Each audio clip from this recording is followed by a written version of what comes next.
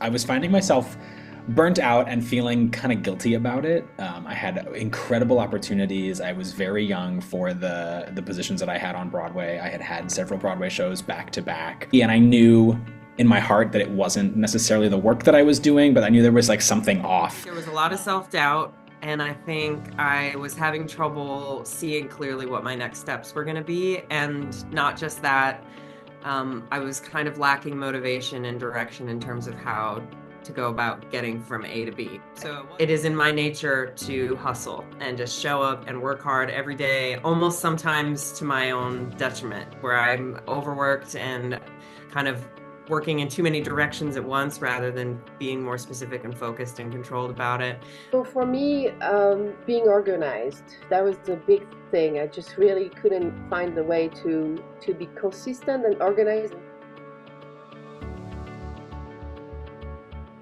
So value, my sense of like personal value has like really gone up. And I came to think about our meetings as kind of an anchor in what was my otherwise very chaotic touring musician lifestyle. And I learned to discover myself in a way that I didn't know about myself. Like, for example, I didn't realize my best way for me to learn is through play. That's something I didn't realize how important it was to me. And I don't think I would have figured it out on my own, honestly. I have separated, in many cases, my sense of self-worth from the work that I do. And I was really fearful of doing that when I was younger because I was worried that I wasn't going to do good work. I've gotten better at being able to go home and say, but I'm still me, and I'm still a great person. And that's also paid off in many ways. I think as being a conductor and being a music director, you have to put on so much responsibility and you have to carry a room in a certain way. And I love my work and I value what I do, but I'm not what I do. Feeling like I have value to give to people. Acknowledging that my life doesn't have to be a hustle and that there are so many other things that are important to me, my relationship, my home life, my health. And there's definitely like a little bit of fear and anxiety in the way that like when you're about to jump off a cliff into something safe, and when you're about to you jump off a cliff, you're like, this could be potentially very dangerous. And there's that like moment of thrill that I've now come to identify. That moment of what could have been fear is the moment of instead of this could go horribly wrong, this could go horribly right. Like this could be something incredible. And be feeling like I can be vulnerable and being safe. It's a super safe place. So for me, I hadn't really considered how many awesome friends and inspiring people that I would have after this course. Right, everybody was trying to up level and whatever that meant for them. And it was just nice to be around that energy again and be reminded again of the possibility.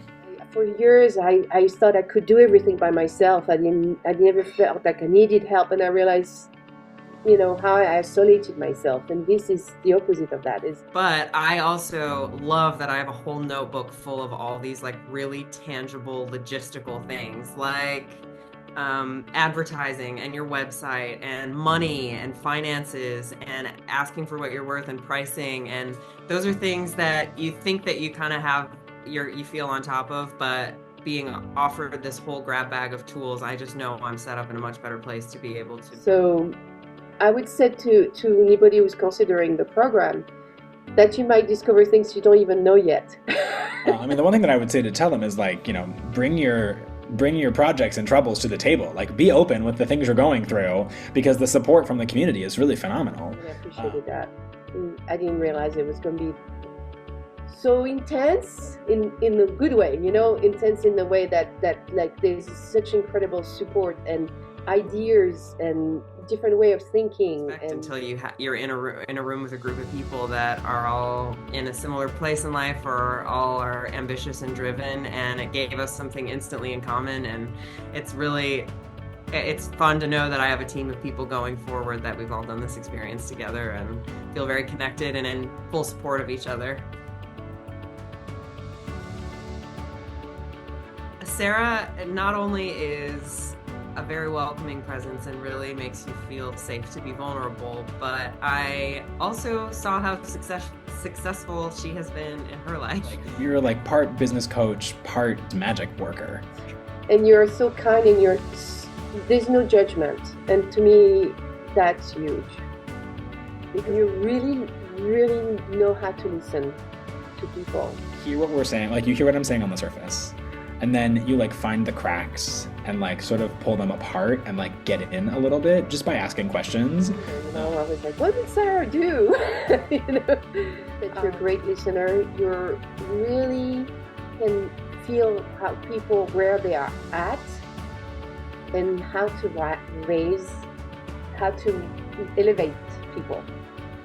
And then once we've like dug into the mud, you like find structure and architecture to like make things clear and find a way out.